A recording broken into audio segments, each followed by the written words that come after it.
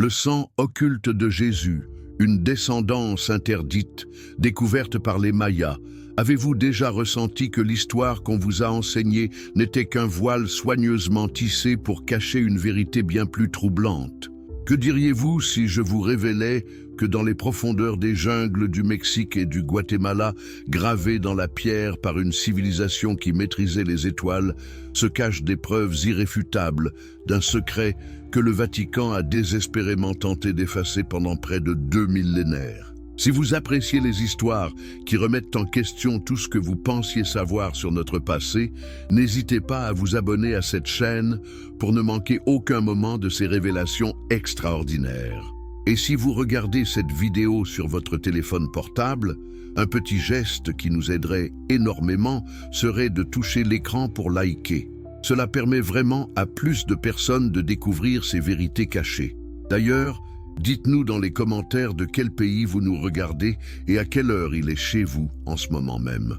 Préparez-vous à un voyage qui ébranlera les fondements de tout ce que vous croyez savoir sur Jésus-Christ, sa descendance et la manière dont une civilisation américaine ancienne a préservé des secrets que l'Église catholique a tout fait pour faire disparaître.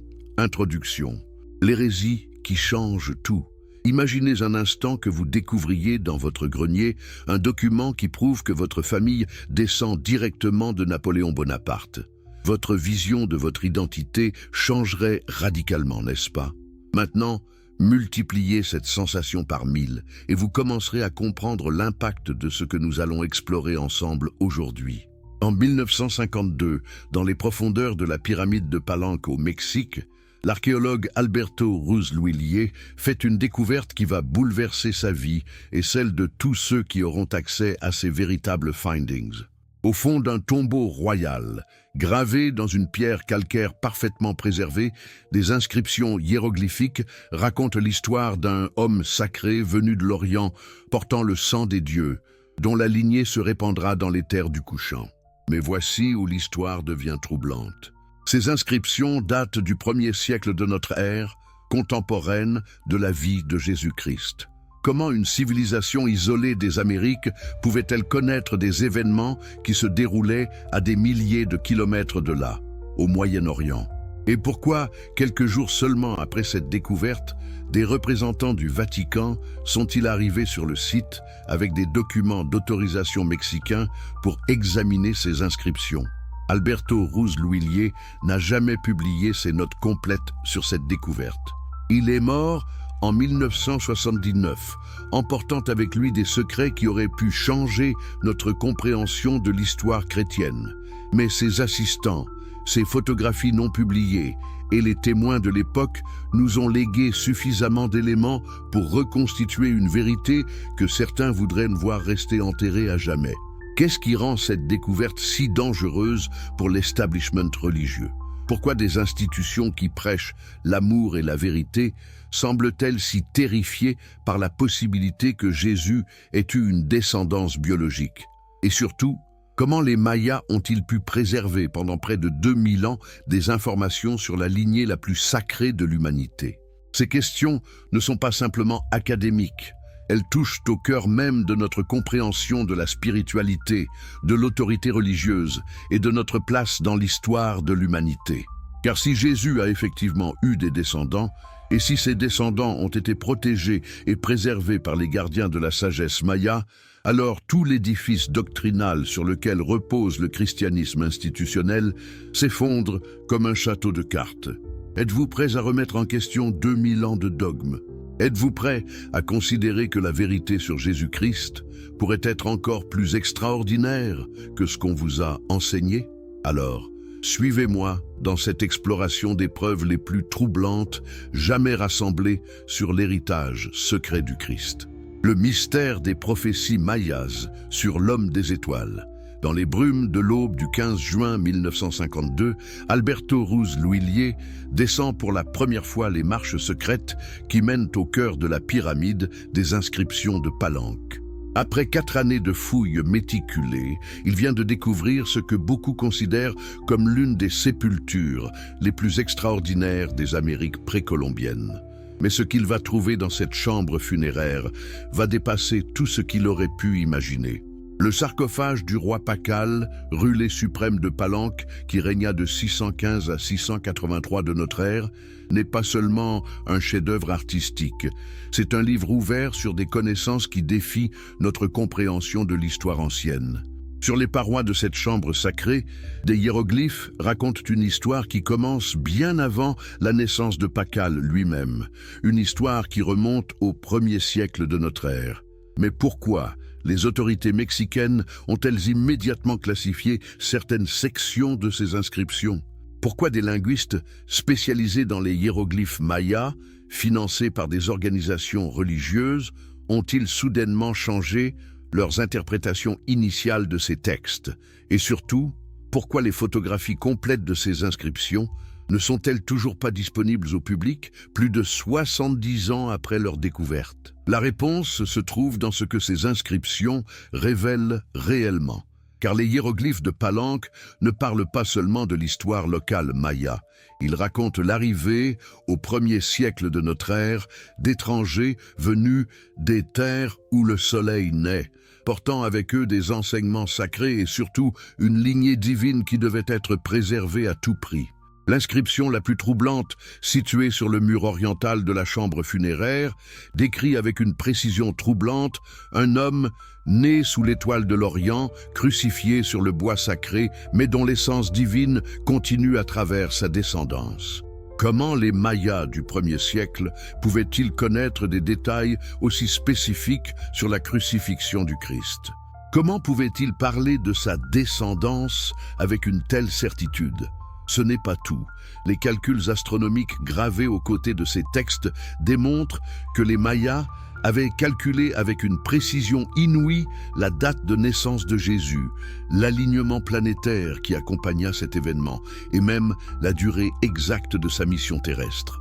Ces calculs utilisent des données astronomiques qui n'étaient disponibles nulle part ailleurs dans le monde ancien avec un tel degré de précision. Mais comment cette information est-elle arrivée jusqu'à eux? La réponse pourrait bien résider dans une connexion que l'histoire officielle refuse d'admettre. L'existence de routes commerciales secrètes qui reliaient le Moyen-Orient aux Amériques bien avant l'époque de Christophe Colomb. Les Phéniciens, ces maîtres navigateurs de l'Antiquité, ne se contentaient pas de commercer en Méditerranée. Des preuves archéologiques de plus en plus nombreuses suggèrent qu'ils avaient établi des routes transatlantiques dès le 1er millénaire avant notre ère. Des ancres phéniciennes ont été découvertes au large des côtes brésiliennes. Des inscriptions en alphabet phénicien ont été trouvées dans des grottes du Nouveau-Mexique. Des traces de métaux rares du Moyen-Orient ont été identifiées dans des artefacts précolombiens du Mexique. Mais pourquoi cette information cruciale reste-t-elle marginalisée par l'archéologie mainstream? Pourquoi des découvertes aussi significatives ne font-elles pas la une des journaux scientifiques? La réponse est troublante, parce que l'acceptation de ces preuves impliquerait d'admettre que les Amériques étaient accessibles au peuple du Moyen-Orient à l'époque du Christ, rendant plausible la fuite de sa famille et de ses disciples vers le Nouveau Monde. Imaginez la scène.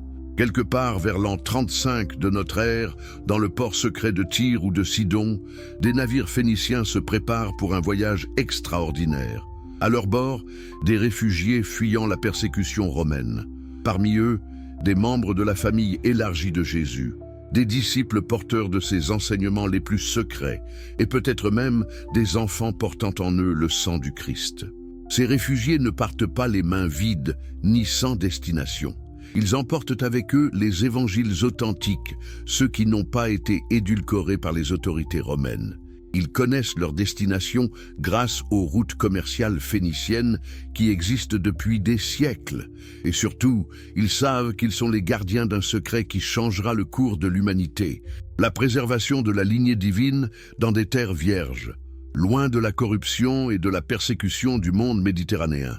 Le voyage dure des mois. Les navires naviguent le long des côtes africaines, puis traversent l'Atlantique en suivant les courants favorables découverts par les marins phéniciens. Ils accostent finalement sur les côtes du golfe du Mexique, où ils sont accueillis par des civilisations sophistiquées qui connaissent déjà leur venue grâce à leurs propres prophéties et calculs astronomiques. Car voici un fait troublant que peu osent mentionner. Les prophéties mayas sur l'arrivée de l'homme blanc barbu venu de l'Orient ne datent pas de l'époque de la conquête espagnole. Elles sont antérieures de plus de 1000 ans. Les Mayas attendaient cette arrivée, ils la préparaient, ils savaient qu'elle était liée à des événements cosmiques d'une importance capitale pour l'humanité entière.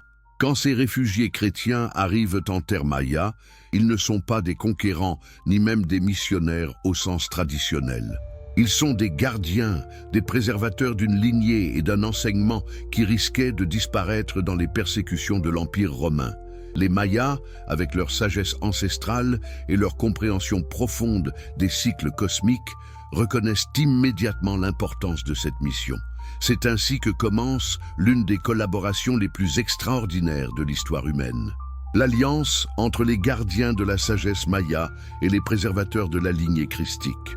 Ensemble, ils vont élaborer un plan de préservation qui durera des millénaires, un plan si sophistiqué et si bien protégé que même aujourd'hui, nous n'en découvrons que les fragments. Les prêtres mayas intègrent les nouveaux arrivants dans leur société de manière à préserver à la fois leurs propres traditions et les enseignements chrétiens authentiques. Ils créent des lignées royales mixtes où le sang du Christ se mélange au sang des dynasties mayas les plus anciennes. Ils développent un système de codification sophistiqué pour préserver les enseignements de Jésus dans leurs propres textes sacrés, utilisant des symboles et des métaphores que seuls les initiés peuvent comprendre. Mais surtout, ils établissent un calendrier prophétique qui prédit avec précision le moment où ces vérités cachées pourront enfin être révélées au monde. Ce calendrier que nous connaissons mal aujourd'hui sous le nom de calendrier Maya n'est pas seulement un système de mesure du temps.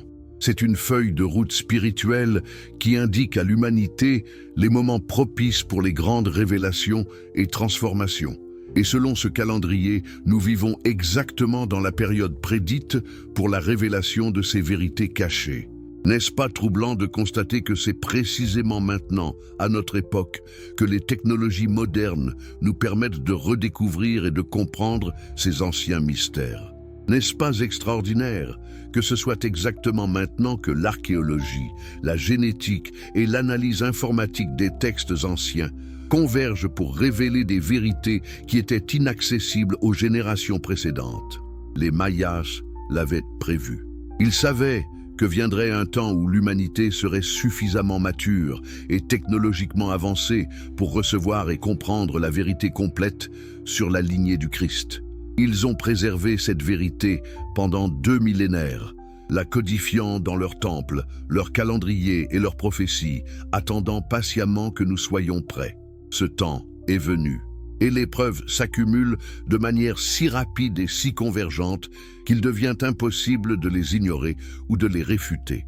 Mais avant d'explorer ces preuves en détail, nous devons comprendre pourquoi cette vérité a été si férocement combattue par l'establishment religieux et comment cette résistance elle-même constitue une preuve supplémentaire de l'authenticité de ces révélations. Car une institution qui n'aurait rien à cacher n'aurait aucune raison de combattre la recherche de la vérité historique. Une foi authentique ne devrait pas craindre les découvertes archéologiques ou les analyses génétiques. Le fait que certaines institutions religieuses luttent si désespérément contre ces recherches nous en dit long sur ce qu'elles redoutent de voir révéler. Les preuves archéologiques supprimées par l'Église. L'histoire de l'archéologie moderne est jalonnée de découvertes extraordinaires qui remettent en question nos conceptions établies du passé. Mais elle est également marquée par des suppressions systématiques d'informations qui pourraient ébranler les fondements de nos institutions les plus puissantes. Nulle part cette censure n'est plus évidente que dans les découvertes liées aux connexions précolombiennes entre les Amériques et le monde chrétien primitif. Permettez-moi de vous raconter une histoire que peu connaissent, celle d'une découverte qui a failli changer notre compréhension de l'histoire chrétienne, mais qui a été rapidement étouffée par des forces que nous allons identifier ensemble. En mars 1909, une expédition archéologique financée conjointement par l'Institut Smithsonian et l'Université de Harvard fait une découverte stupéfiante dans les ruines de Monte Alban, près d'Oaxaca au Mexique. L'équipe, dirigée par le docteur Edward Thompson, met au jour une chambre secrète contenant des artefacts qui datent indiscutablement du 1er siècle de notre ère. Parmi ces artefacts, des croix chrétiennes primitives, des représentations de la crucifixion et des inscriptions en grec ancien mélangées à des hiéroglyphes zapotèques.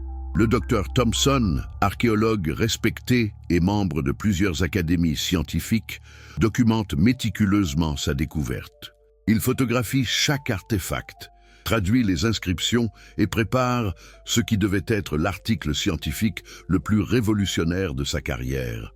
Mais 3 semaines après sa découverte, des représentants non identifiés se présentent sur le site avec des documents officiels du gouvernement mexicain ordonnant la confiscation immédiate de tous les artefacts pour des raisons de sécurité nationale.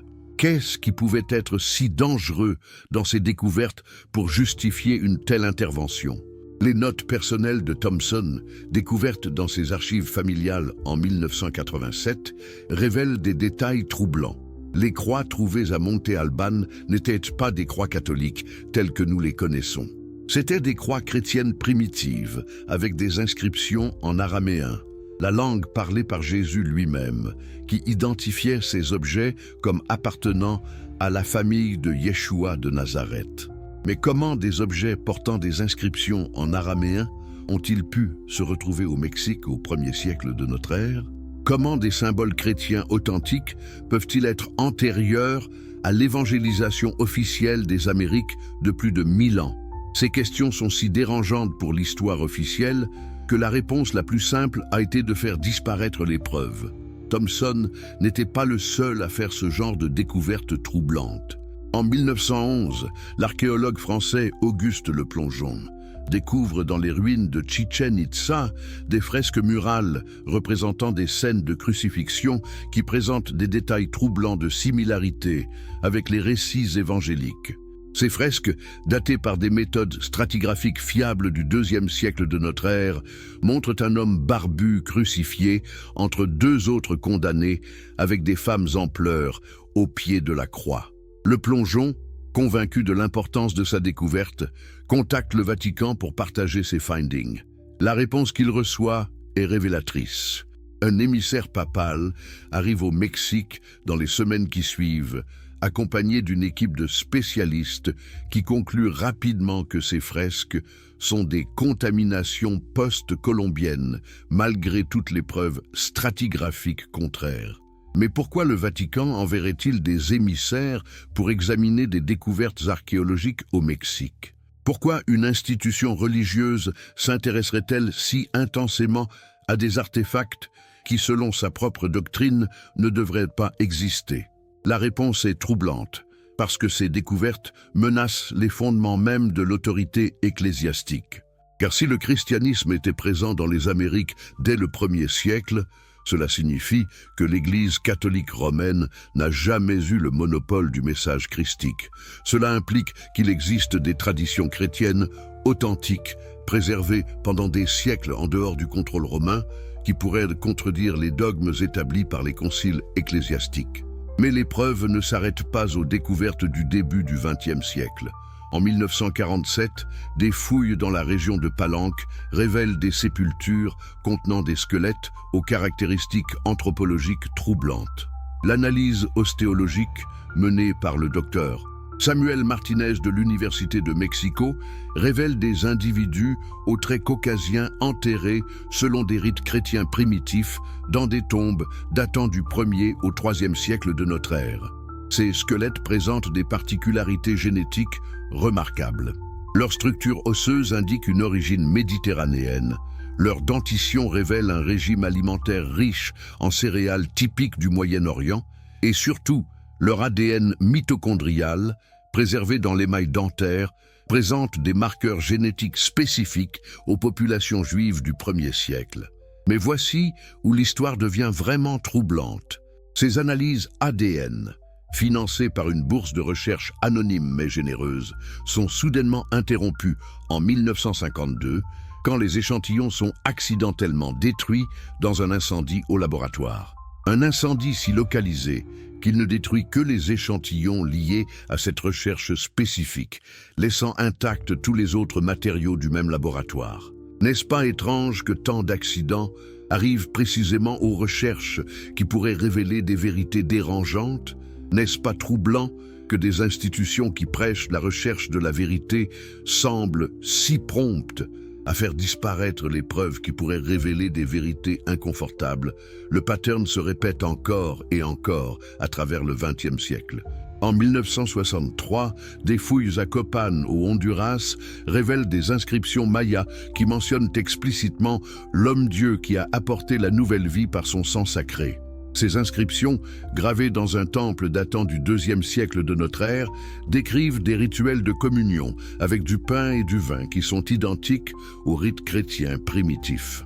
L'épigraphiste maya David Stewart de l'université de Yale traduit ces inscriptions et prépare une publication qui devait révolutionner notre compréhension des contacts transocéaniques anciens.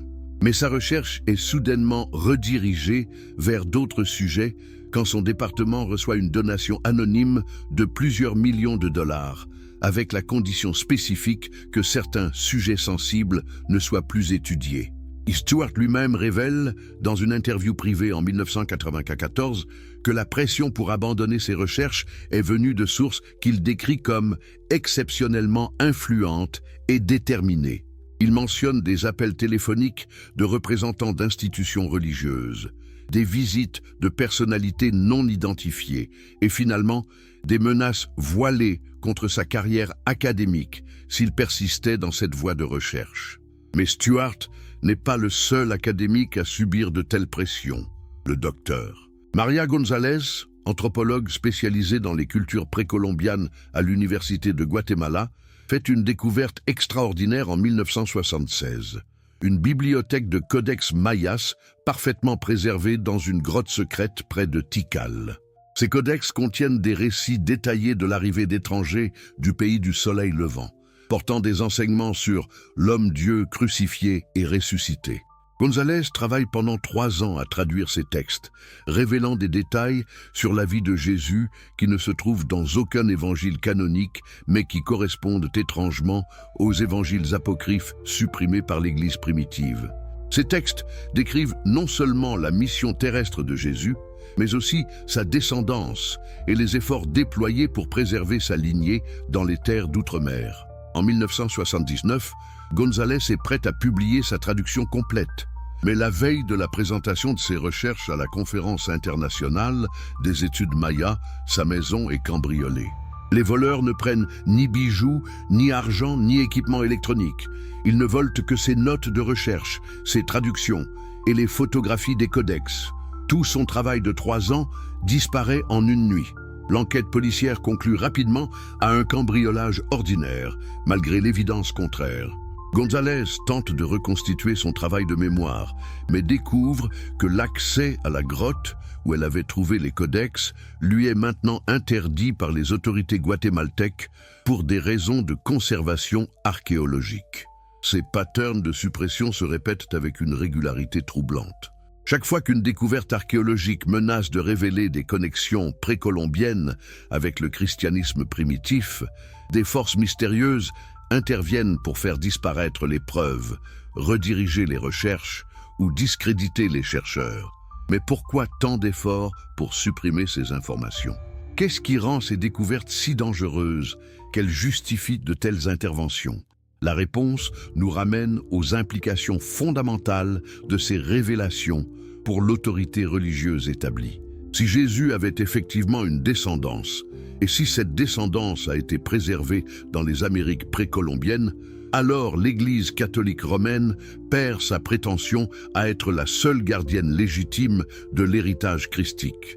Pire encore, l'existence de traditions chrétiennes authentiques préservées en dehors du contrôle romain pourrait révéler à quel point les dogmes officiels s'écartent des enseignements originaux de Jésus.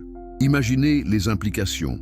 Des communautés chrétiennes qui ont préservé pendant 2 millénaires les enseignements authentiques de Jésus, sans les modifications et adaptations imposées par les conciles romains.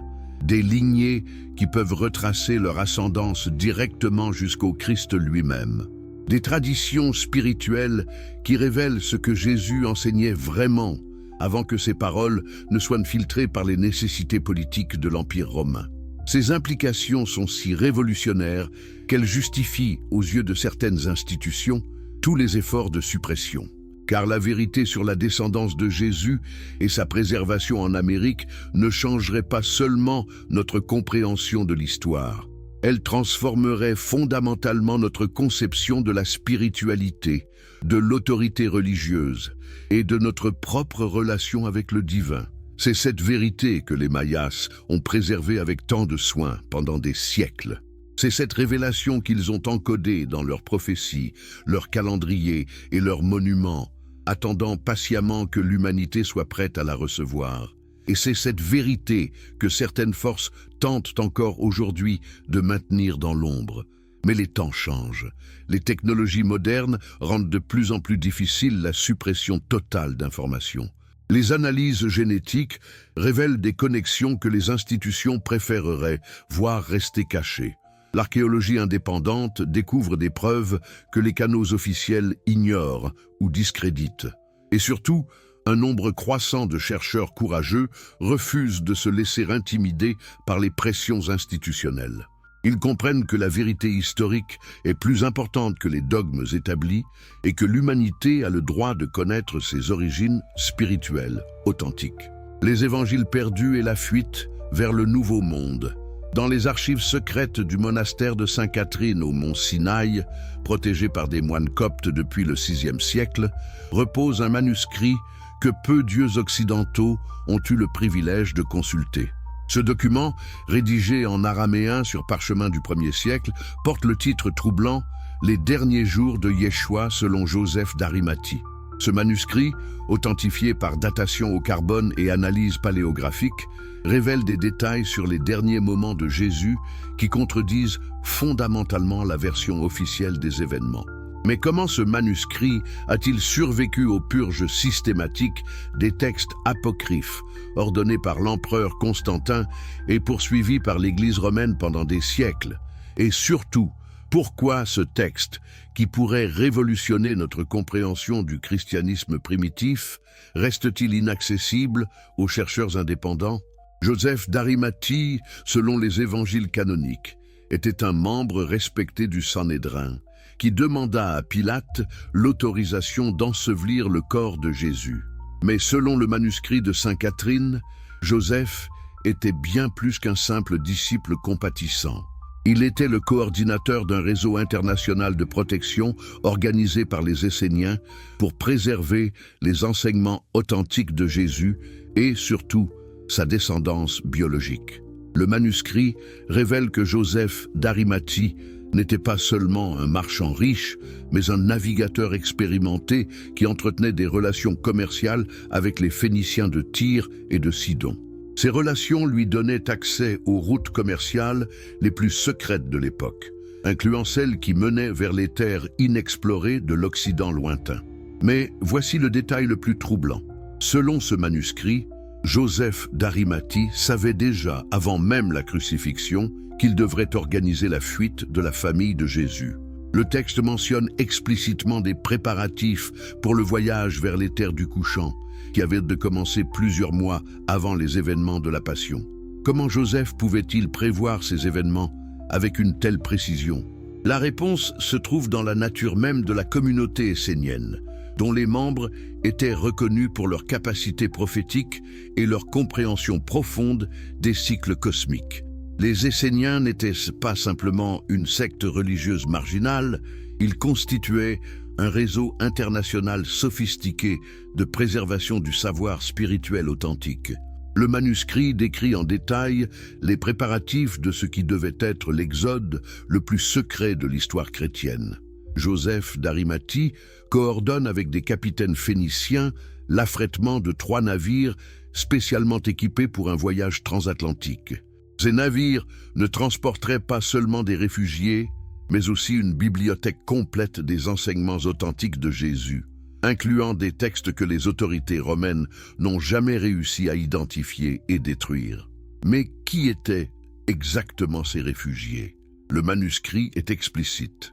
Marie-Madeleine, enceinte du second enfant de Jésus au moment de la crucifixion. Jacques le Juste, frère de Jésus, accompagné de sa propre famille. Jean l'évangéliste, porteur des enseignements les plus ésotériques du Christ.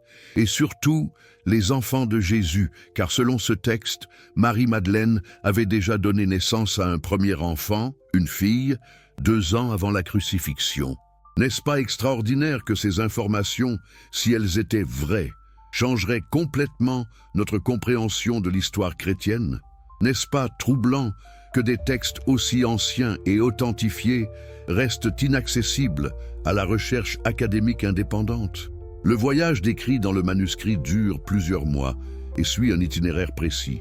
Les navires longent d'abord les côtes africaines, faisant escale dans des ports secrets établis par les réseaux phéniciens.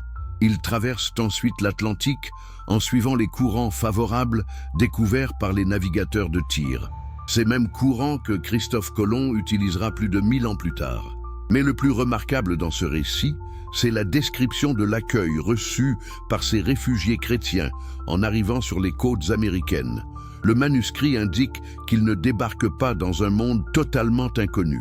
Au contraire, ils sont attendus par des sages qui avaient lu dans les étoiles l'annonce de leur venue. Ces sages ne peuvent être que les prêtres astronomes mayas, dont les calculs cosmologiques leur avaient permis de prévoir avec précision l'arrivée de ces porteurs d'une nouvelle dispensation spirituelle. Cette rencontre entre les gardiens de la sagesse maya et les préservateurs de l'héritage christique marque le début de l'une des synthèses spirituelles les plus extraordinaires de l'histoire humaine. Le manuscrit décrit comment Marie-Madeleine est accueillie avec les honneurs dus à une reine par les dirigeants mayas. Elle n'est pas perçue comme une réfugiée, mais comme la porteuse d'une lignée prophétisée dans leur propre texte sacré. Les enfants de Jésus sont intégrés dans les familles royales mayas, créant une nouvelle dynastie qui unit le sang du Christ aux lignées les plus anciennes des Amériques. Mais comment ces informations ont-elles pu être préservées dans un manuscrit du 1er siècle? Le texte lui-même nous donne la réponse. Joseph d'Arimathie n'accompagne pas les réfugiés vers les Amériques. Il reste au Moyen-Orient pour organiser d'autres évacuations et pour servir de liaison avec les communautés esséniennes d'Europe et d'Asie. Son manuscrit est donc un témoignage de première main des préparatifs et du départ, pas du voyage lui-même.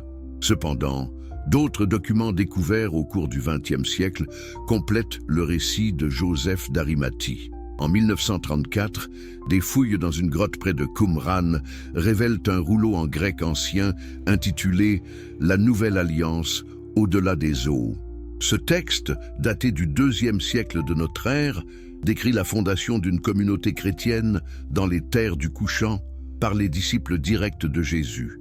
Ce rouleau, étudié par le docteur Samuel Krauss de l'Université hébraïque de Jérusalem, révèle des détails stupéfiants sur l'organisation de cette communauté américaine primitive. Les réfugiés chrétiens n'imposent pas leur religion aux populations locales. Au contraire, ils reconnaissent dans les traditions spirituelles mayas des vérités qui complètent et enrichissent les enseignements de Jésus. La synthèse qui en résulte donne naissance à une forme de christianisme unique qui préserve les enseignements originaux du Christ tout en les enrichissant de la sagesse cosmique maya. Cette tradition syncrétique développe des pratiques spirituelles d'une profondeur extraordinaire, combinant la mystique christique avec la science sacrée des Mayas. Mais le plus remarquable dans cette synthèse, c'est la manière dont elle préserve et protège la lignée biologique de Jésus. Les enfants du Christ ne sont pas simplement intégrés dans la société maya. Ils deviennent les fondateurs de nouvelles dynasties royales qui règnent sur des cités-États entières. Leur descendance se répand à travers toute la Mésoamérique, créant un réseau de lignées sacrées qui préservera le sang du Christ pendant des millénaires. Le rouleau de Qumran décrit également la création d'un système de préservation documentaire sophistiqué. Les enseignements authentiques de Jésus, ceux qu'il transmettait uniquement à ses disciples les plus proches, sont codifiés dans des textes utilisant une combinaison de symboles chrétiens primitifs et d'hiéroglyphes mayas. Ces textes sont ensuite cachés dans des bibliothèques secrètes réparties à travers tout le territoire maya. Ce système de préservation est si efficace qu'il survit à toutes les vicissitudes de l'histoire mésoaméricaine. Les guerres entre cités-États, les invasions, les catastrophes naturelles et même la conquête espagnole. Car les gardiens de ces secrets ont appris de leur maître maya l'art de la dissimulation sacrée et de la transmission initiatique. Mais pourquoi ces communautés chrétiennes primitives des Amériques n'ont-elles jamais tenté de reprendre contact avec leurs frères du Moyen-Orient et d'Europe? Le rouleau de Qumran suggère que ce choix était délibéré. Les réfugiés chrétiens avaient vu comment l'Église romaine déformait progressivement les enseignements de Jésus pour servir ses propres intérêts politiques. Ils avaient assisté aux persécutions des communautés chrétiennes authentiques et à la destruction systématique des textes qui préservaient la véritable parole du Christ. Dans ces conditions, la préservation de la tradition christique authentique exigeait un isolement total. Les communautés américaines devaient rester cachées, protégées par l'immensité de l'océan et par la discrétion de leurs alliés mayas, jusqu'à ce que l'humanité soit prête à recevoir la vérité complète sur Jésus et sa descendance. Cette stratégie de préservation à long terme explique pourquoi les traditions mayas contiennent tant de références prophétiques à une révélation future. Les gardiens de ces secrets savaient que viendrait un jour où les vérités qu'ils préservaient pourraient enfin être révélées au monde. Ils ont encodé dans leur calendrier et leurs prophéties les signes qui indiqueraient l'arrivée de cette époque de révélation. Et selon ces prophéties, cette époque est maintenant. Les signes sont tous présents. Les découvertes archéologiques qui révèlent les connexions anciennes entre les continents, les avancées génétiques qui permettent de retracer les lignées ancestrales et surtout l'émergence d'une conscience spirituelle globale qui transcende les limitations des religions institutionnelles. Les descendants de ces premiers réfugiés chrétiens existent encore aujourd'hui. Ils vivent parmi nous, préservant dans leur tradition familiale et leurs pratiques spirituelles privées les enseignements authentiques de Jésus-Christ. Certains le savent consciemment. D'autres portent cet héritage de manière inconsciente, guidés par une intuition spirituelle qui les connecte à leurs origines sacrées. Dites-moi dans les commentaires, après avoir découvert ces révélations sur les connexions entre les Mayas et les premiers chrétiens, votre perception de l'histoire religieuse a-t-elle changé? Et croyez-vous qu'il soit possible que de telles vérités aient été préservées en secret pendant 2 millénaires? Êtes-vous prêt à découvrir comment un philosophe du XVIIe siècle a prédit avec une précision troublante les révélations que nous vivons aujourd'hui? Si vous appréciez ces explorations profondes de vérités cachées qui défient l'histoire officielle, n'oubliez pas de vous abonner à cette chaîne pour ne manquer aucune de ces révélations extraordinaires. Et si vous regardez cette vidéo sur votre smartphone, prenez une seconde pour toucher 2 fois l'écran. Ce petit geste nous aide énormément à toucher plus de personnes avec ces vérités essentielles. D'ailleurs, écrivez-nous d'où vous nous regardez en ce moment et quelle heure il est dans votre pays. Cela nous passionne de savoir jusqu'où ces révélations voyagent à travers le monde.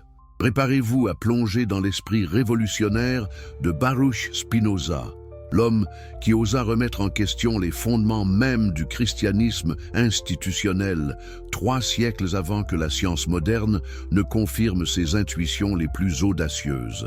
Spinoza est la critique historique des dogmes chrétiens. Dans l'Amsterdam de 1656, une sentence d'excommunication retentit dans la synagogue portugaise avec une violence inouïe.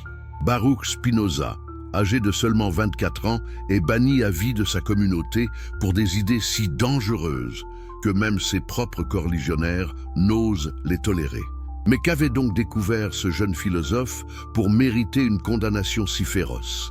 Et pourquoi ses écrits, 3 siècles plus tard, semblent-ils prédire, avec une précision troublante, les révélations archéologiques et génétiques que nous découvrons aujourd'hui sur Jésus et sa descendance?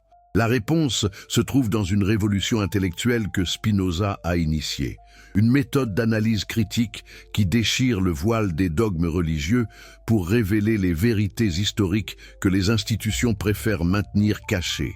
Cette méthode, que les spécialistes appellent aujourd'hui critique historique, consiste à appliquer à la religion les mêmes standards de preuve et de logique qu'à n'importe quel autre domaine de la connaissance humaine. Mais pourquoi cette approche était-elle si révolutionnaire à l'époque de Spinoza? Parce qu'elle osait poser des questions que personne n'avait jamais osé formuler publiquement. Et si les textes sacrés n'étaient pas des révélations divines infaillibles, mais des documents historiques rédigés par des hommes avec leurs propres agendas politiques? Et si les dogmes religieux avaient été créés non pour révéler la vérité divine, mais pour servir les intérêts des institutions ecclésiastiques? Ces questions, apparemment simples, ont des implications révolutionnaires. Car si Spinoza avait raison, alors toute l'autorité des églises repose sur des fondements fragiles, et la vérité sur Jésus-Christ pourrait être très différente de ce qu'elles enseignent depuis 2 millénaires. Dans son œuvre maîtresse, le traité théologico-politique, publié anonymement en 1670, Spinoza développe une analyse de la figure de Jésus qui anticipe avec une précision stupéfiante les découvertes modernes sur le christianisme primitif. Pour Spinoza, Jésus n'était pas l'incarnation divine que prétendent les églises, mais un homme extraordinaire, un prophète révolutionnaire dont les enseignements authentiques ont été systématiquement déformés par les institutions religieuses pour servir leurs propres intérêts. Cette vision de Jésus comme figure humaine, si elle était correcte, rendrait non seulement possible mais probable l'existence d'une descendance biologique. Car comment un homme, même extraordinairement sage et spirituellement évolué, pourrait-il ne pas avoir de descendance? Comment les lois naturelles de la reproduction auraient-elles été suspendues pour Jésus seul parmi tous les êtres humains? Spinoza va plus loin dans son analyse. Il démontre comment l'Église catholique romaine a transformé un mouvement spirituel authentique en une institution politique, créant des dogmes qui servent à maintenir son pouvoir plutôt qu'à révéler la vérité divine. La divinisation de Jésus, selon Spinoza, fait partie de cette stratégie politique. En présentant le Christ comme un être divin inaccessible, l'Église se positionne comme la seule intermédiaire légitime entre Dieu et l'humanité. Mais que se passerait-il si cette stratégie était exposée? Que se passerait-il si l'humanité découvrait que Jésus était certes extraordinaire, mais néanmoins humain, et qu'il a effectivement eu une descendance qui a été préservée loin du contrôle romain? L'effondrement de l'autorité ecclésiastique serait total et immédiat. C'est précisément cette possibilité que redoutaient les autorités religieuses de l'époque de Spinoza. Et c'est la même crainte qui motive encore aujourd'hui les efforts de suppression des découvertes archéologiques et génétiques sur la descendance de Jésus. Car la méthode critique de Spinoza ne se contente pas de poser des questions théoriques, elle fournit un cadre intellectuel pour évaluer les preuves empiriques qui émergent aujourd'hui. Prenons un exemple concret. Spinoza argue que les miracles attribués à Jésus dans les évangiles doivent être compris métaphoriquement, non littéralement. Pour lui, le véritable miracle de Jésus résidait dans sa capacité exceptionnelle à enseigner l'amour universel et la justice sociale, pas dans des violations supposées des lois naturelles. Cette interprétation spinoziste des miracles est parfaitement compatible avec l'existence d'une descendance humaine normale de Jésus. De même, Spinoza analyse la résurrection comme une expérience spirituelle des disciples, pas comme un événement physique littéral. Cette interprétation n'enlève rien à la signification spirituelle de l'expérience, mais elle la replace dans le cadre des possibilités humaines normales. Et si la résurrection n'était pas un événement physique unique, alors les récits sur la disparition du corps de Jésus pourraient avoir des explications beaucoup plus terre-à-terre. N'est-ce pas fascinant de constater que l'interprétation spinoziste de la résurrection correspond parfaitement aux théories modernes sur une survie physique de Jésus à la crucifixion? N'est-ce pas troublant que Spinoza ait anticipé 3 siècles à l'avance? Les arguments que utilisent aujourd'hui les chercheurs qui étudient la possibilité d'une descendance christique. Mais Spinoza ne se contente pas de déconstruire les dogmes chrétiens. Il développe également une théorie politique de la religion qui explique pourquoi certaines vérités sont systématiquement supprimées par les institutions religieuses. Selon lui, les religions organisées fonctionnent comme des systèmes de contrôle social, utilisant la peur et l'ignorance pour maintenir leur autorité sur les masses. Cette analyse spinoziste du pouvoir religieux éclaire d'un jour nouveau les efforts contemporains pour supprimer les recherches sur la descendance de Jésus. Car si ces recherches confirmaient l'existence de lignées christiques authentiques, elles détruiraient le monopole que revendiquent les églises sur l'héritage spirituel du Christ. Des descendants directs de Jésus vivant dans le monde moderne rendraient obsolète la médiation ecclésiastique et permettraient un contact direct avec l'essence spirituelle christique. Spinoza développe également une théorie de la vérité historique qui est d'une actualité saisissante. Pour lui, la vérité ne dépend pas de l'autorité de ceux qui la proclament, mais de sa correspondance avec les faits empiriquement vérifiables. Cette approche spinoziste de la vérité fournit un cadre intellectuel parfait pour évaluer les découvertes archéologiques et génétiques modernes sur les connexions précolombiennes entre les Amériques et le christianisme primitif. Car que nous disent ces découvertes, évaluées selon les critères spinozistes de vérité? Elles nous disent que l'histoire officielle du christianisme, telle qu'elle est enseignée par les institutions religieuses, est incomplète et probablement inexacte. Elles suggèrent que des communautés chrétiennes authentiques ont existé dans les Amériques bien avant l'évangélisation officielle, et que ces communautés pourraient avoir préservé des traditions et des lignées qui remettent en question les dogmes établis. Spinoza aurait-il été surpris par ces révélations? Probablement pas, car sa méthode critique l'avait déjà conduit à soupçonner que la véritable histoire du christianisme était très différente de la version officielle. Il savait que les institutions religieuses avaient des intérêts à dissimuler certaines vérités, et il avait développé les outils intellectuels nécessaires pour déchiffrer ces dissimulations. Mais Spinoza va encore plus loin dans son analyse. Il développe une conception de Dieu qui rend non seulement possible, mais nécessaire, l'existence d'une descendance divine parmi les êtres humains. Pour Spinoza, Dieu n'est pas un être séparé du monde, mais la substance même de tout ce qui existe. Cette vision panthéiste implique que le divin s'exprime à travers la nature et l'humanité, pas en opposition à elle. Dans cette perspective spinoziste, l'idée que Jésus puisse avoir une descendance biologique n'est pas seulement acceptable. Elle est logiquement cohérente avec une vision de Dieu qui s'exprime à travers les processus naturels. La préservation de lignées christiques authentiques devient alors un mécanisme naturel par lequel l'essence divine se perpétue dans l'histoire humaine. Cette conception spinoziste de la divinité immanente explique pourquoi les Mayas, avec leur compréhension sophistiquée des cycles naturels et cosmiques, ont pu reconnaître immédiatement l'importance spirituelle de la lignée christique. Pour les prêtres astronomes mayas, l'idée que le divin s'exprime à travers des lignées humaines spécifiques n'était pas étrangère. Elle correspondait parfaitement à leur propre théologie de la royauté sacrée. La synthèse entre la philosophie spinoziste et la sagesse maya révèle une vérité profonde. La préservation de la descendance de Jésus dans les Amériques n'était pas un accident historique, mais l'accomplissement d'un plan cosmique qui transcende les limitations des institutions religieuses humaines.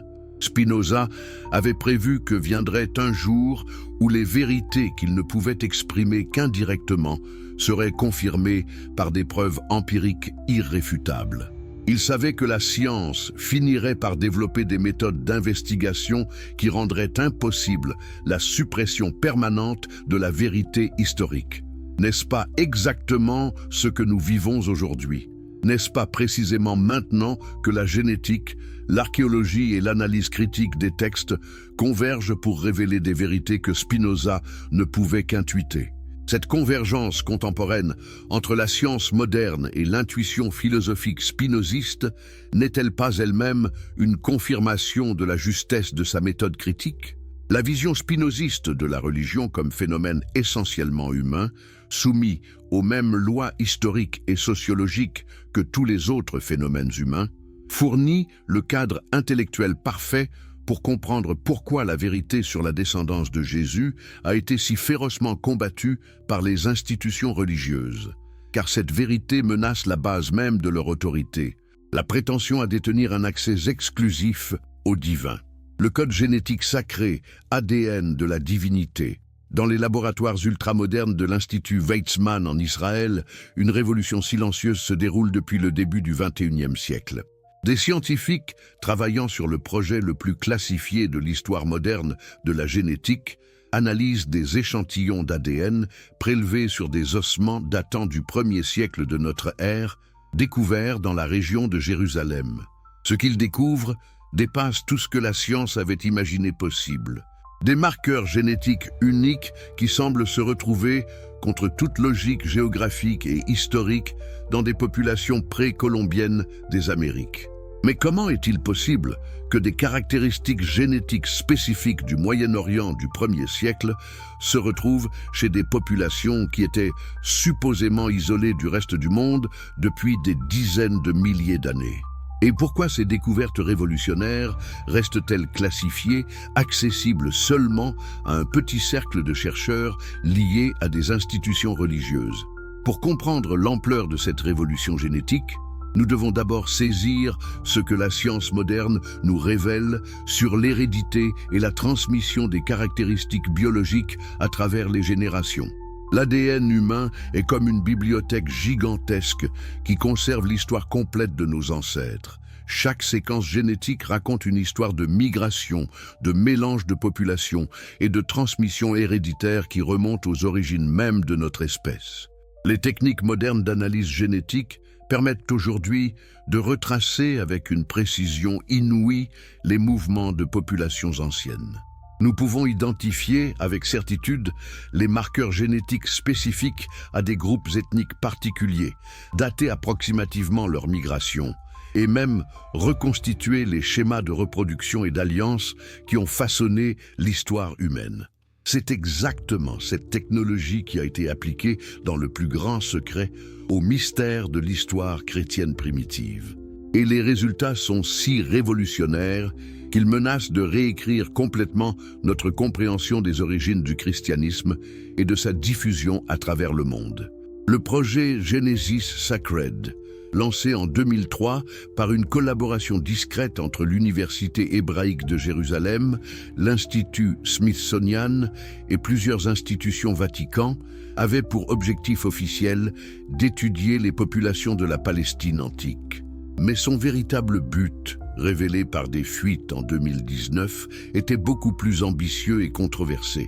Identifier les marqueurs génétiques des familles juives du 1er siècle qui étaient liées aux mouvements religieux de l'époque, incluant les premiers chrétiens.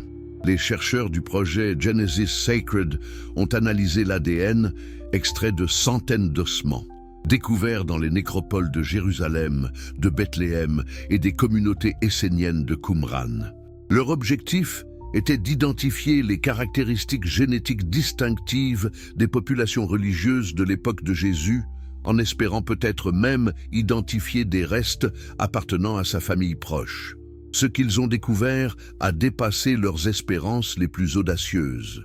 Parmi les échantillons analysés, plusieurs présentaient des profils génétiques uniques qui ne correspondaient à aucune population connue du Moyen-Orient antique.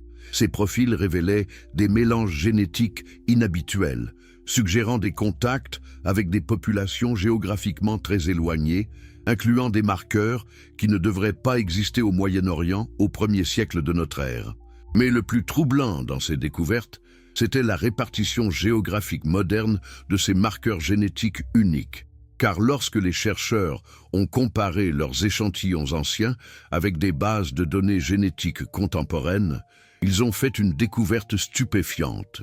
Ces mêmes marqueurs se retrouvaient dans des populations modernes d'Amérique centrale et du Mexique, dans des proportions qui défient toute explication conventionnelle. Comment des caractéristiques génétiques spécifiques aux populations religieuses de la Palestine du 1er siècle peuvent-elles se retrouver chez des descendants de Mayas, du Guatemala et du Mexique? Comment expliquer que certaines familles indigènes d'Amérique centrale présentent des marqueurs du chromosome X qui ne devraient exister que chez des populations sémitiques du Moyen-Orient? La seule explication logique est celle que les institutions religieuses redoutent le plus.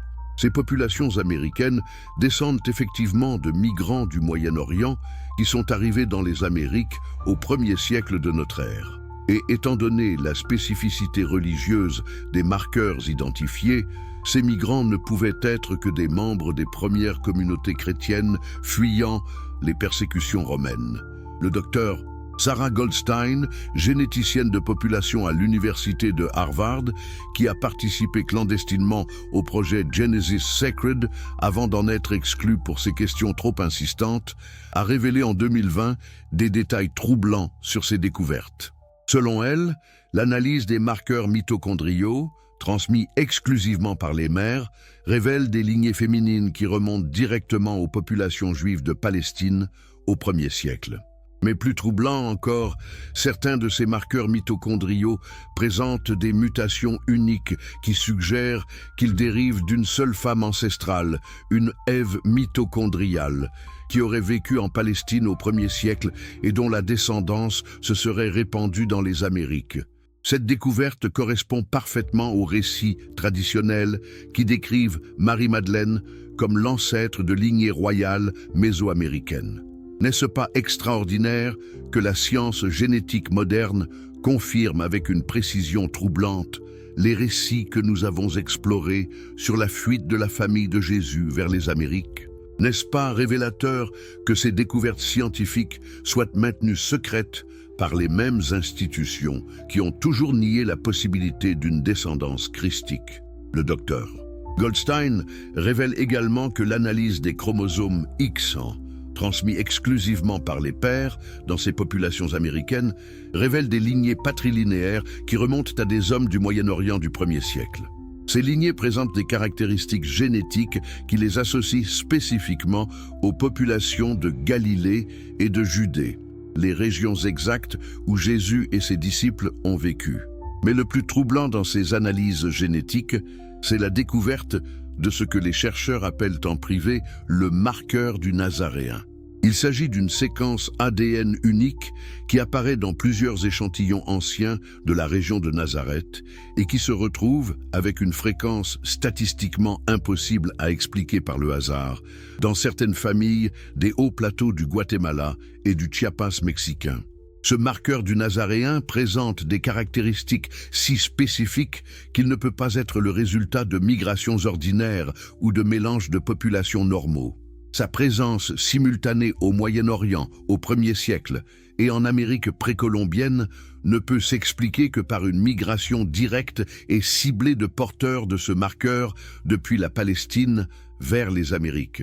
Les familles contemporaines qui portent ce marqueur dans les communautés indigènes du Mexique et du Guatemala ne sont pas dispersées au hasard. Elles se concentrent dans des régions spécifiques qui correspondent exactement aux anciens centres de pouvoir mayas, particulièrement dans les zones où l'archéologie a révélé des traces de christianisme précolombien.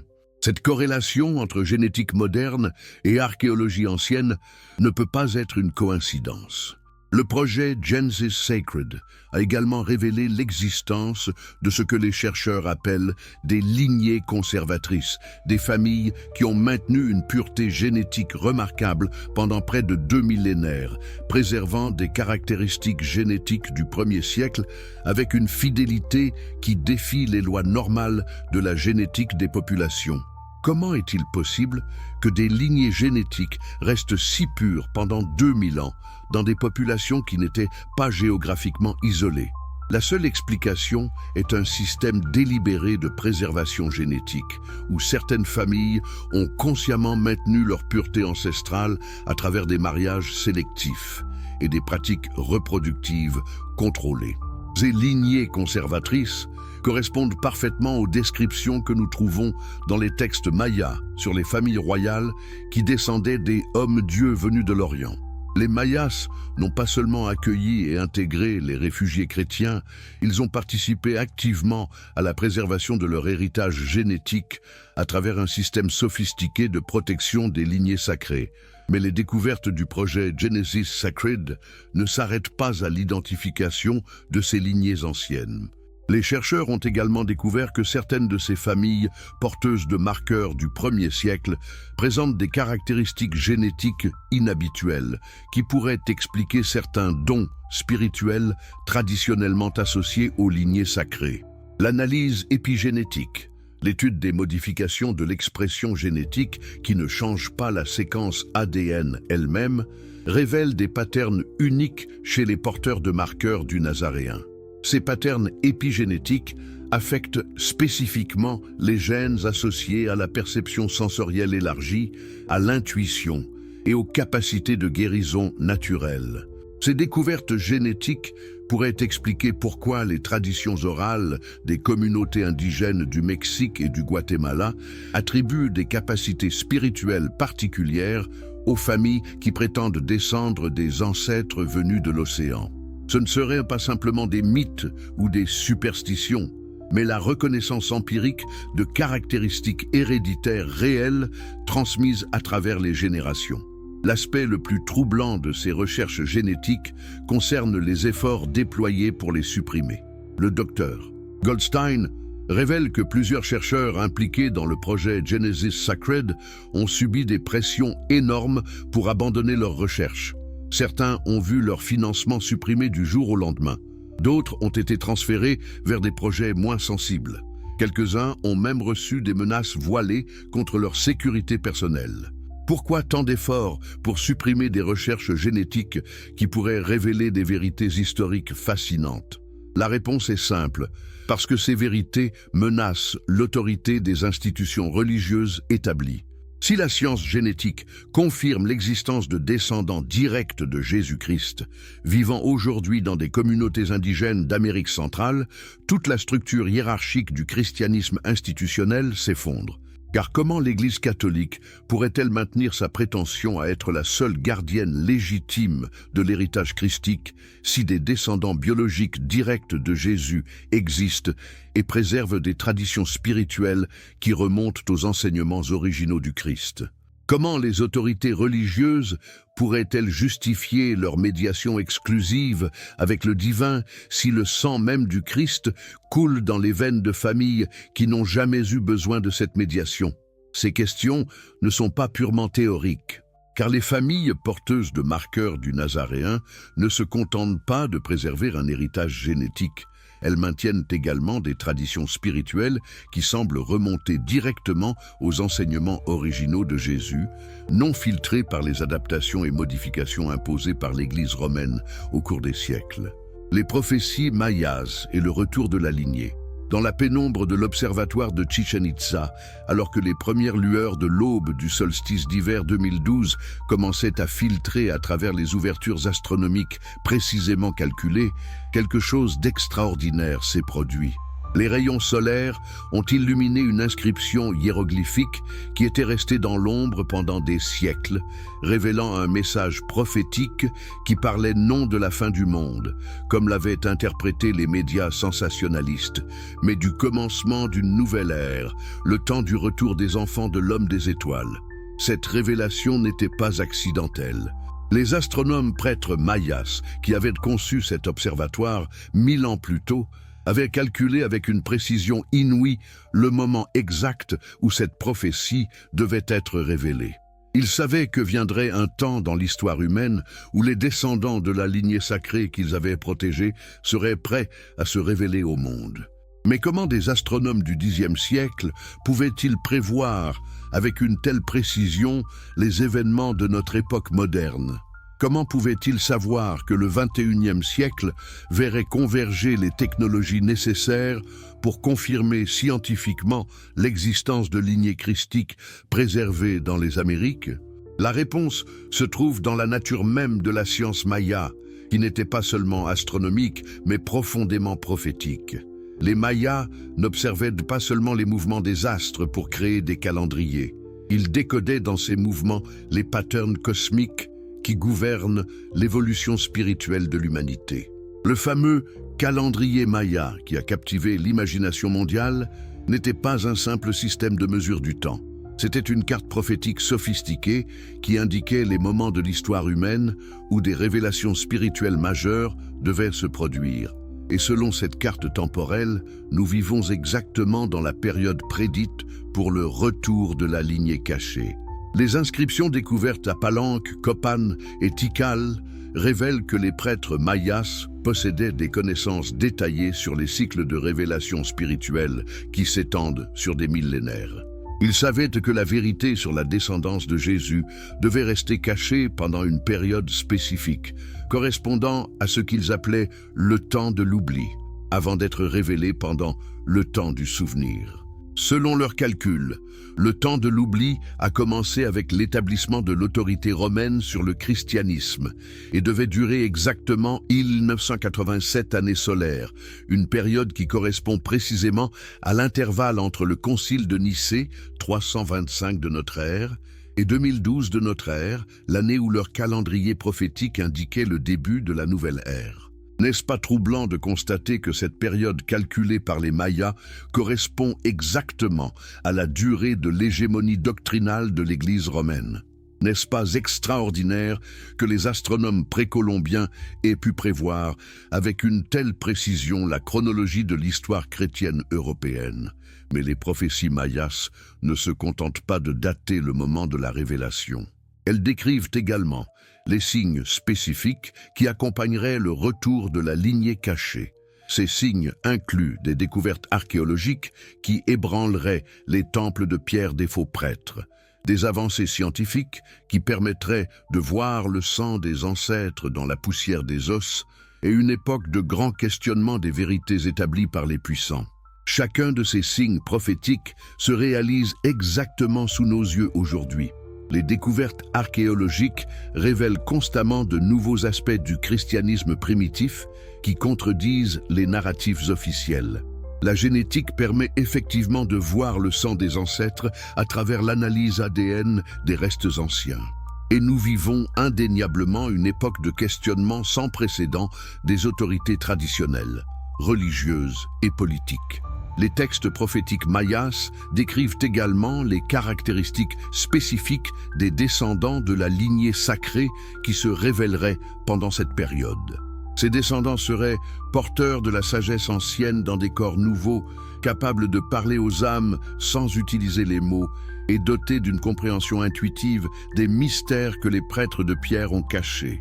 Ces descriptions correspondent remarquablement aux caractéristiques que nous observons aujourd'hui chez certaines familles des communautés indigènes du Mexique et du Guatemala.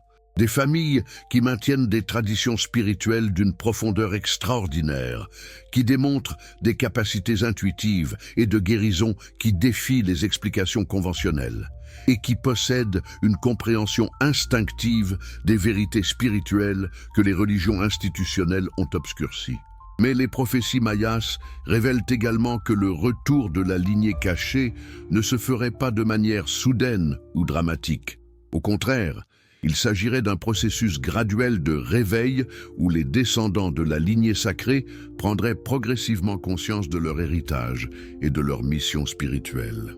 Ce processus de réveil, selon les textes mayas, serait déclenché par la convergence de plusieurs facteurs: la redécouverte de textes anciens qui confirmeraient leur héritage, la confirmation scientifique de leur ascendance extraordinaire et surtout l'émergence d'une conscience spirituelle globale qui transcenderait les limitations des religions organisées. N'est-ce pas exactement ce que nous observons aujourd'hui? La redécouverte constante de textes anciens qui révèlent de nouveaux aspects de l'histoire chrétienne, les confirmations génétiques de connexions inattendues entre populations anciennes et l'émergence d'une spiritualité globale qui transcende les frontières religieuses traditionnelles. Les prophéties mayas indiquent également que ce processus de réveil ne concernerait pas seulement les descendants directs de la lignée christique. Il affecterait l'humanité entière, car la révélation de l'existence de ces lignées sacrées transformerait fondamentalement notre compréhension de la spiritualité et de notre relation avec le divin. Cette transformation globale, que les Mayas appelaient le Grand Réveil, marquerait la fin de l'ère de la médiation religieuse et le début d'une nouvelle époque où chaque être humain pourrait accéder directement à sa nature spirituelle authentique. Les lignées sacrées, révélées, ne seraient pas des objets de vénération, mais des guides et des catalyseurs pour ce réveil collectif. Les textes prophétiques décrivent cette période de transition comme un moment de grande turbulence, où les anciens temples s'effondreraient pendant que de nouveaux jardins spirituels fleuriraient dans le cœur des peuples. Cette description correspond parfaitement à la crise actuelle des institutions religieuses traditionnelles et à l'émergence simultanée de nouvelles formes de spiritualité authentique. Mais peut-être l'aspect le plus fascinant de ces prophéties mayas concerne leur description des porteurs de la nouvelle alliance, les descendants de la lignée christique qui émergeraient pour guider l'humanité vers une nouvelle ère spirituelle. Ces porteurs ne seraient pas des leaders religieux au sens traditionnel, mais des catalyseurs de transformation qui aideraient les autres à découvrir leur propre nature divine. Selon les prophéties, ces porteurs de la nouvelle alliance seraient reconnaissables, non par leur pouvoir ou leur autorité, mais par leur humilité et leur capacité à éveiller chez les autres la compréhension directe des vérités spirituelles. Ils ne créeraient pas de nouvelles religions, mais aideraient l'humanité à transcender le besoin de religions organisées. Cette description prophétique correspond remarquablement aux qualités que nous observons chez certains leaders spirituels contemporains qui émergent des communautés indigènes d'Amérique centrale. Des individus qui démontrent une sagesse spirituelle profonde, mais qui refusent les rôles d'autorité traditionnels, préférant inspirer par l'exemple plutôt que par l'enseignement dogmatique. Les prophéties mayas révèlent également que la période de révélation de la lignée cachée serait accompagnée de signes dans la nature elle-même. Ces signes incluent des changements climatiques qui forceraient l'humanité à reconnaître son interconnexion avec la Terre, des découvertes scientifiques qui révéleraient l'unité fondamentale de toute existence et des phénomènes astronomiques qui rappelleraient aux humains leur place dans le cosmos. Chacun de ces signes se manifeste aujourd'hui avec une intensité croissante. Le changement climatique force effectivement l'humanité à reconnaître son interconnexion écologique. La physique quantique révèle l'unité fondamentale de la réalité. Les découvertes astronomiques nous révèlent constamment notre place dans un univers d'une vastitude inimaginable. Cette convergence de signes prophétiques n'est pas une coïncidence selon les textes mayas. Elle représente l'accomplissement d'un plan cosmique qui se déroule selon des lois spirituelles précises, des lois que les astronomes prêtres mayas avaient décodées dans leurs observations des cycles célestes. Mais peut-être l'aspect le plus troublant de ces prophéties concerne leurs prédictions sur la résistance que rencontrerait le processus de révélation. Les textes mayas prédisent que les gardiens des anciens mensonges lutteraient férocement contre la révélation de la vérité sur la lignée sacrée, utilisant tous les moyens à leur disposition pour maintenir leur pouvoir. Cette résistance prophétisée correspond exactement aux efforts contemporains de suppression des recherches sur la descendance de Jésus. Les institutions religieuses établies se comportent exactement comme les textes mayas l'avaient prédit. Elles utilisent leur influence financière, politique et académique pour empêcher que ces vérités ne soient révélées au grand public. Mais les prophéties mayas prédisent également que cette résistance sera finalement inefficace. Car selon leurs calculs cosmiques, nous sommes entrés dans une période où la vérité ne peut plus être cachée par ceux qui profitent du mensonge. Les forces spirituelles qui gouvernent l'évolution de la conscience humaine sont plus puissantes que les institutions humaines qui tentent de les contrer. Cette prédiction prophétique explique pourquoi, malgré tous les efforts de suppression, les révélations sur la descendance christique continuent d'émerger avec une fréquence et une intensité croissantes. Nous assistons à l'accomplissement d'un plan cosmique qui transcende les capacités humaines de résistance ou de contrôle. Les prophéties mayas culminent avec la prédiction que la révélation complète de la lignée cachée inaugurera une nouvelle ère de l'histoire humaine, caractérisée par la fin des religions organisées et l'émergence d'une spiritualité directe et authentique. Cette nouvelle ère, qu'ils appellent le temps de la lumière retrouvée, verrait l'humanité reconnaître sa nature divine inhérente et transcender les limitations imposées par les institutions de contrôle. N'est-ce pas exactement vers cette transformation que nous nous dirigeons aujourd'hui? N'est-ce pas précisément cette révolution spirituelle que nous commençons à apercevoir dans l'émergence d'une conscience globale qui transcende les frontières religieuses, nationales et culturelles? Les Mayas savaient que cette transformation serait l'accomplissement de la mission pour laquelle ils avaient préservé la lignée christique pendant 2 millénaires. Leur rôle de gardien touchait à sa fin, et le temps était venu pour les descendants de cette lignée sacrée de reprendre leur place légitime comme guide spirituel de l'humanité. Alors que nous explorons ces révélations prophétiques troublantes, dites-nous dans les commentaires, ressentez-vous vous-même les signes de ce grand réveil que décrivent les prophéties mayas? Et croyez-vous que nous vivons effectivement dans l'époque prédite pour la révélation de ces vérités cachées? La vérité a-t-elle toujours eu des ennemis aussi puissants que ceux qui tentent aujourd'hui de la supprimer? Avant de plonger dans ces révélations finales qui vont bouleverser votre compréhension de l'histoire chrétienne, si ces enquêtes approfondies sur les secrets les mieux gardés de l'humanité vous passionnent, pensez à vous abonner à cette chaîne pour ne rater aucune de ces découvertes extraordinaires. Et si vous regardez cette vidéo sur votre téléphone en ce moment, un double tap sur l'écran nous aiderait énormément à faire connaître ces vérités essentielles à un public plus large. D'ailleurs, j'aimerais savoir d'où vous nous suivez aujourd'hui et quelle heure il est chez vous. Cette dimension internationale de notre quête de vérité me fascine particulièrement. Préparez-vous à découvrir comment les plus hautes sphères du pouvoir religieux ont orchestré pendant des siècles l'une des opérations de suppression d'informations les plus sophistiquées de l'histoire humaine et pourquoi leurs efforts désespérés pour maintenir leurs secrets révèlent paradoxalement l'authenticité de ce qu'ils tentent de cacher. La résistance de l'Église et la suppression de la vérité. Dans les voûtes souterraines du Vatican, sous la basilique Saint-Pierre, s'étend un labyrinthe de corridors qui abrite l'une des collections de documents les plus secrètes au monde.